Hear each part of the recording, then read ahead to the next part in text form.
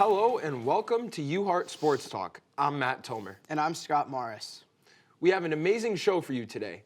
We will be hearing from a current Hawks soccer player, a current track and field athlete, and 2 walk-ons from the men's lacrosse team here at Hartford. It's always nice to hear what goes on behind the scenes here as a student athlete.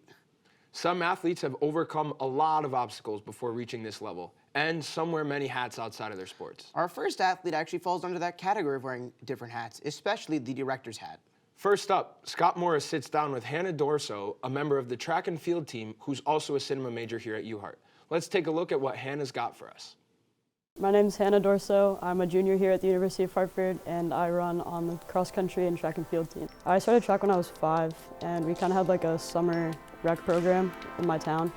So from there, I just kind of continued every year until middle school. I started cross country, and then I've been doing it all up until now. So up until now, I haven't really competed like too much in college because of injuries and COVID.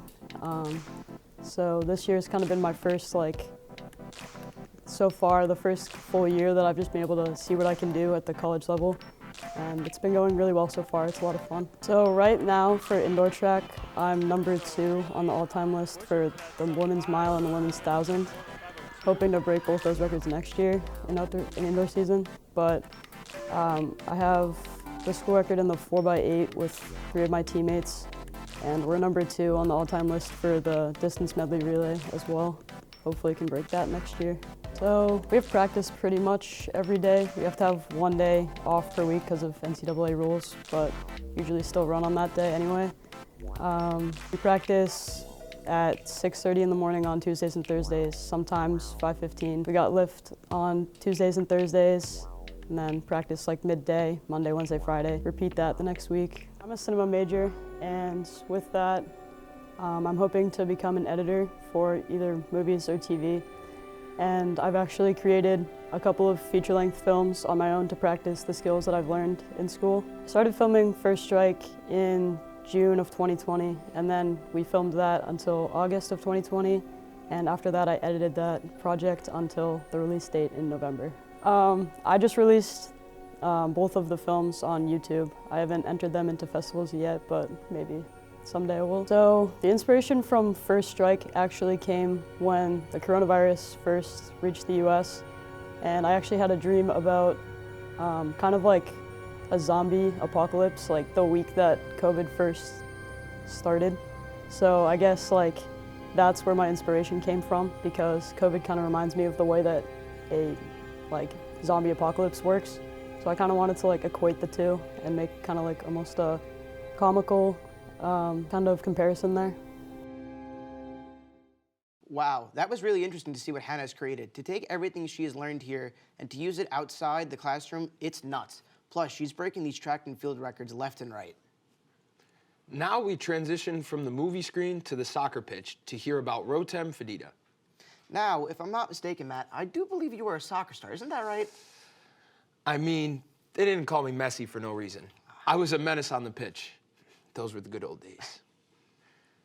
Next, we will feature a segment by Ryan Adams where he interviews men's soccer goalie Rotem Fedita on his involvement in the Israeli Defense Force, the transition from leaving Israel to the U.S., as well as his journey on learning English. I'm Rotem Fedita. I'm international student athlete from Israel, and I'm part of the Hartford men's soccer team. So in Israel, when you finish high school, you're serving the military. It's mandatory for everyone, boys, girls, everyone.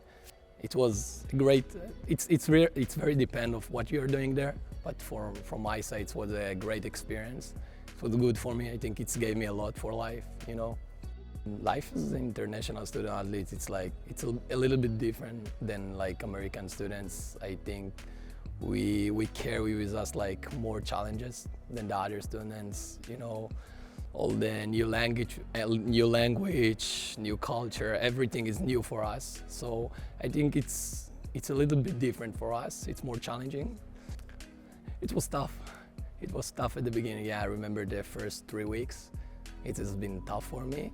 But you know, as you keep going, you just get better and better, and you get more confidence. The professors were very great here. They helped me a lot. So yeah, Like, it took time, but it's like very fast I got comfortable. It was a good experience. It gave me a lot. It's taught me a lot when I came here. You know, I came after I played in a professional environment, so it was good for me, and like it's helped me here, and it's helped the team that they saw that they can rely on me in very in specific situations. The two things that very helped me at the beginning, it's the coaches. My coaches, like, they helped me so much. They were like Tom Poitras and Mike Olas. They're like great guys. They helped me so much with everything. And my teammates were great. You know, it was hard for me because everything was new for me at the beginning, you know, everything, the language, the culture. I was far from my family and everything, yeah.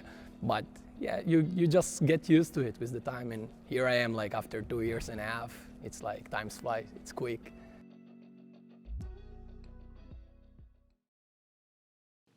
What an insightful story. It's incredible to see that his time in the Israeli Defense Force didn't stop him from following his dreams. For some people, that would ruin their dreams, but it didn't stop Vidita. Speaking of overcoming obstacles, our next two athletes have done just that. With the current athletic situation here at UHeart, it didn't stop Sebastian or Nathan from joining the lacrosse team. For some athletes, this situation would steer them away, but for these two, it drew them in. And to conclude our show today, Derek Bennett sits down with Sebastian B. and Nathan M. from the men's lacrosse team to give us an insight on what it's like to be a walk-on at a Division I school. I'm Sebastian Bonayuta. I'm a freshman and I play goalie. I'm Nathan Mall. I'm a sophomore and I play tech. So I had double knee reconstruction surgery. It's a step before full knee replacements. I had the surgery at 16 years old. When I did that, I had to relearn how to walk. I had to relearn how to run. I had to relearn how to bend my knees. I couldn't bend them for a couple months after. I had to learn how to drive again. It was a genetic problem. My knee would dislocate with literally a flick, it would dislocate. So it was a little setback, but we're back, we're doing it again, and everything's good to go. So when I was in 8th grade, I thought I sprained my ankle really bad, and then that never got better.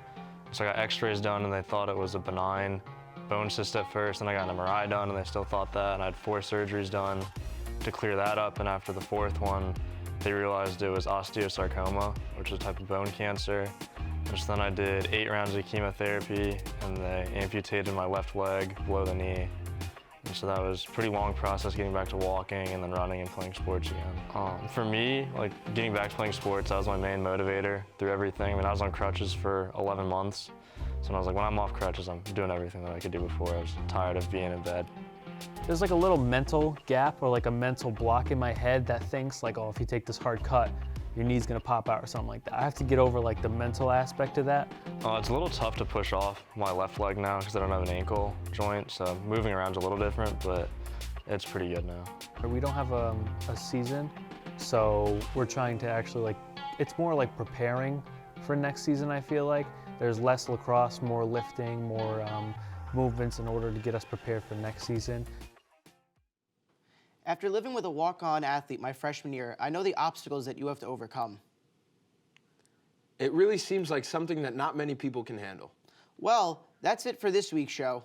Stay tuned for our next show where we will talk to Abby Streeter from the women's basketball team and Lika from the volleyball team.